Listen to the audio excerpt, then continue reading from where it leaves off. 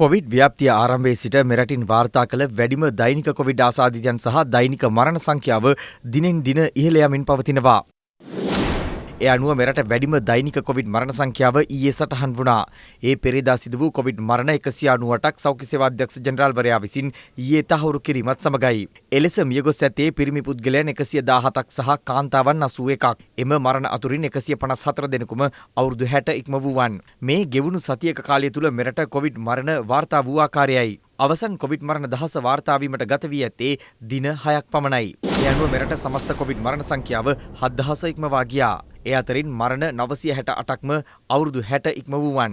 ලොව කොවිඩ් දත්ත වාර්තා කරන වර්ල්ඩෝමීටර් වෙබ් අඩවියේ දැක්වෙන්නේ ජනගහනයෙන් මිලියනයකට දෛනික කොවිඩ් මරණ අනුපාතය අනුව ශ්‍රී ලංකාව මෙවන විට 5 වන ස්ථානයේ පසුවන බවයි. මීට දින 4කට පෙර ශ්‍රී ලංකාව එම වෙබ් අඩවියට අනුව 8 වන ස්ථානයේ පසු වුණා. රෝගීන් වාර්තා වීමේදී මරණ සංඛ්‍යාව වාර්තා කිරීමේදී දත්ත පිළිබඳව බරපතල ගැටලුවක් තියෙනවා. යම් කිසි ක්‍රමවේදයක් ක්‍රමෝපායක් හරහා මේ කටයුතු සිද්ධ කරේ නැත්නම් ඉදිරියේදී මරණ සංඛ්‍යාව 400 දක්වා ගමන් කරන එක අපිට නවත්තන්න බැරි වෙනවා. මේ අතර කොවිඩ් මෘතදේහ හේතුවෙන් ආදාහනාගාරද දැඩි කාර්යබහුල තත්ත්වයකට පත්ව තිබෙනවා.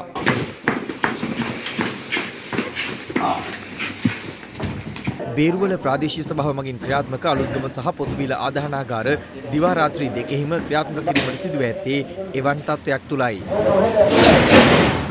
මේ තත්ත්වය ඉතාමත්ම සෝචනීය තත්ත්වයක්. මේ කොවිඩ් මරණ ආදාහනය කිරීමට අවශ්‍ය උපරිම සහයෝගය ලබා දෙනවා සෞඛ්‍ය අංශ සදා. රටේ ජනතාවගෙන් ඉල්ලා සිටින්නේ අපි හරි විනයකින් යුතුව කටයුතු කරේ නැත්නම් මේ ඛේදජනක තත්ත්වයට අපිට මුහුණ දෙන්න සිද්ධ වෙනවා.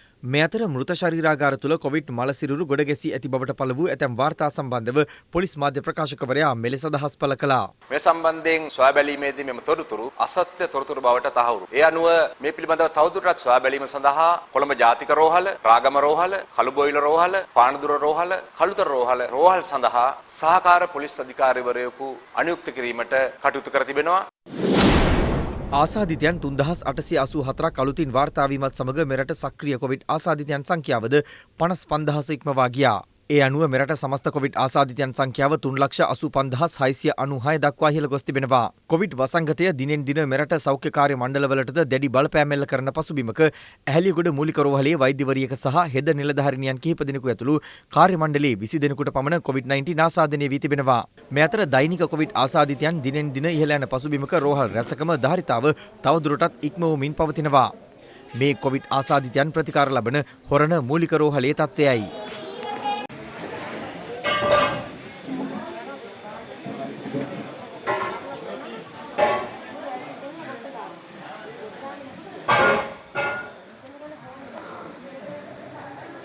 මේ උදේ රෑ නැතිලා දෙන්නේ තාම එතන පොඩි එක හිරනවා.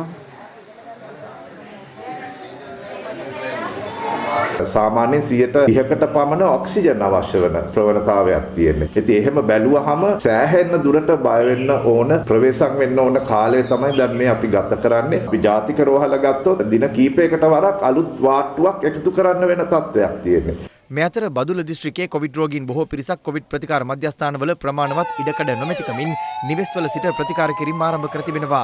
නමුත් රුපියල් මිලියන 15ක පමණ වියදමක් දරා ප්‍රතිසංස්කරණය කරන ලද දියතලාව ආයුර්වේද ප්‍රතිකාර මධ්‍යස්ථානයේ රෝගීන් 110කට පමණ නේවාසික පහසුකම් ඇතත් මේ වන විට එහි රඳවා ඇත්තේ 17 දෙනෙකු පමණක් බව වාර්තා වනවා. අපේ වෝඩ් ෆන්ක්ෂන් කරන්න අරන් අවුරුදු ගාණක් වෙනවා. පේෂන්ට්ස්ලා අරබිකතුත් කරනවා, අපේවත් කරනවා. ඉතින් අපි එහෙම ඉන්ටරැක්ෂන්ස් දිනනවා කියලා දැකලා නැහැ. පේෂන්ට්ස් අපේ වෝඩ්ස් වලින් සනීප වෙලා යනවා. ඉද ප්‍රමාණය මදි මේ වෙනකොට ගෙවල් වලත් ඉන්න තත්ත්වයටපත් වෙලා තියෙනවා ඇත්තටම. විශාල ඇඳම් ප්‍රමාණයක් තියෙනවා. ඒක නිසා මෙතනට තව රෝගීන් 100ක් විතර අපිට එවන්න පුළුවන්. හෙට වෙනකොට අපිට කරගන්න පුළුවන් මේ කොවිඩ් ආසාදිතව ප්‍රතිකාර ලබන හෝමාගම මූලික රෝහලේ රෝගීන්ගේ මානසිකත්වය ඉහළ දැමීමේ අරමුණින් සෞඛ්‍ය කාර්ය මණ්ඩලයේ එක්ව සංවිධානය කර තිබූ වැඩසටහනක් මේ.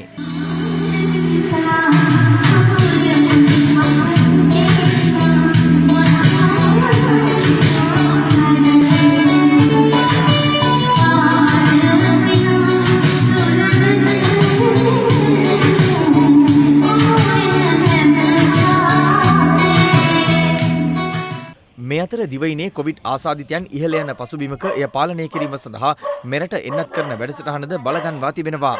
ඒ අනුව එන්නත් කරන මධ්‍යස්ථාන වෙත පැමිණීමට නොහැකි අවුරුදු 60ට වැඩි පිරිස් සිටින ස්ථානවලටම ගොස් එන්නත් කටයුතු සිදු කරන ආකාරයයි මේ.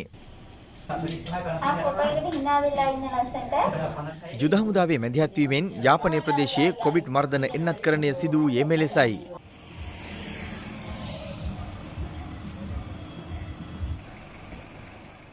මේ අතර මෙරට පුද්ගලයන් සඳහා කොවිඩ් මර්ධන එන්නතක තෙවන මාත්‍රාවක් ලබා දීම කෙරෙහි අවධානය යොමු ඇතැයි COVID-19 වැළැක්වීමේ ජාතික මධ්‍යස්ථානයේ ප්‍රධානී යුද හමුදාපති ජෙනරාල් ශවින්ද්‍ර සිල්වා මහතා පවසනවා. ඔහු පැවසුවේ ඒ සම්බන්ධව ඇති හැකියාව පිළිබඳ සොයා බලන්නේ ජනාධිපතිවරයා උපදෙස් දුන් බවයි. ඒ අනුව සියලුම සෞඛ්‍ය සේවකයන්ට මුල් අදියර යටතේ කොවිඩ් මර්ධන එන්නත් තෙවන මාත්‍රාවක් ලබා දීමට සැලසුම් කර ඇතැයි වාර්තා වනවා. මේ අතර ගැබිනි මව්වරුන් වෙනුවෙන් විශේෂ කොවිඩ් මර්ධන එන්නත් කරන සතියක් ලබන අඟහරුවාදා ආරම්භ වනවා. අද වෙනකොට 3800ක් පමණ ගර්භණී මව්වරුන් COVID-19 රෝග තත්ත්වයට ගොදුරු වෙලා සිටිනවා. 850ක් පමණ දැනට රෝහල්ගත වෙලා ඉන්නවා. මේ මාස 24 වෙනිදා සිට ආරම්භ මේ සතිය තුල එන්නත ලබා නොගත මව්වරුන් සායන වලට පැමිණිලා එන්නත ලබා ගන්නට. මොකද මේක ගොඩක් වැදගත්. අපි දන්නවා COVID රෝගය නිසා දැනට ගර්භණී මව්වරුන් 27 දෙනෙක් ජීවිතක්ෂයට පත් වෙලා තියෙනවා. මෙරට එන්නත් කරන වැඩසටහන යටතේ ඊයේ පස්වර වන විට පුද්ගලයන් 1,20,88,864කට කොවිඩ් මර්ධන එන්නත් පළමු මාත්‍රාව ලබා දී ඇති අතර මාත්‍රා දෙකම ලබා දී ඇති පුද්ගලයන් ගණන 56,20,254ක්. රටක් විදිහට සමස්ත ජනගහනයෙන් 55%කට එක් මාත්‍රාවක්වත් ලබා දීලා තියෙනවා. ශ්‍රී ලංකාවේ සමස්ත ජනගහනයේ 4/1කට මේ වෙනකොට මාත්‍රා දෙකම ලබා දීලා තියෙනවා. ඉදිරියේදී බලාපොරොත්තු වෙනම සැප්තැම්බර් මාසේ මැද භාගයේ ඉඳන් 18-34 ජනතාවට එන්නත ලබා දීමයි. මේ අතර මෙරට කොවිඩ් රෝගීන්ගේ ඔක්සිජන් අවශ්‍යතාව වෙනුවෙන් ඔක්සිජන් ටොන් 100ක් රැගත් ඉන්දිය නාවික හමුදාවේ ශක්ති නෞකාව අද කොළඹ වරායට ළඟා වුණා.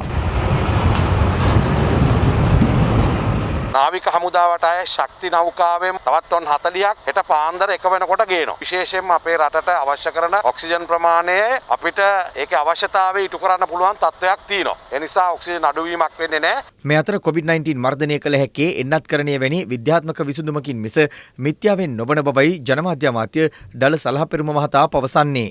සෑම ගමකම වයස 60 ඉහළ හැම දෙනාම මේ සතිය තුලදී එන්නත්කරණයට යොමු කරනවා. අපි 30 වෙනිදා නැවත නිරෝධායන ඇදිරි නීති අවසන් වෙන පැයේ අපිට කියන්න පුළුවන් අපේ රටේ වයස 60ට වැඩි සියලුම දෙනා එන්නත්කරණයට අපි ලක් කරලා තියෙනවායි කියලා. ඒක තමයි මේ මාරයාට දෙන්න තියෙන එකම උත්තරේ. මිත්‍යාවන් පිටිපස්සේ ගිහිල්ලා මේකට උත්තරයක් හොයන්න බෑ. පැණි බීලා මේකට උත්තර හම්බෙන්නේ නැහැ. මුට්ටි ගංගාවල නෙමෙයි බෝක්කු ගානේ දැම්මත් මේකට උත්තර හොයන්න බෑ. උත්තරේ තියෙන්නේ විද්‍යාත්මක උත්තරයක්. එක්ක එන්නත එක්ක අපේ දේශීය වෛද්‍ය ක්‍රමය.